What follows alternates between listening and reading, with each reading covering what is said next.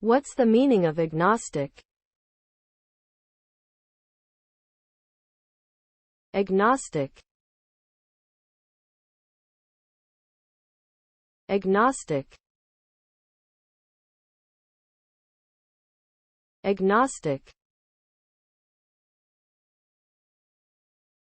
Agnostic. Agnostic.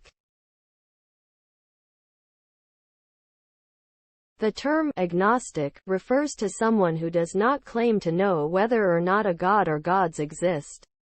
The word comes from the Greek agnostos, meaning unknown or unknowable.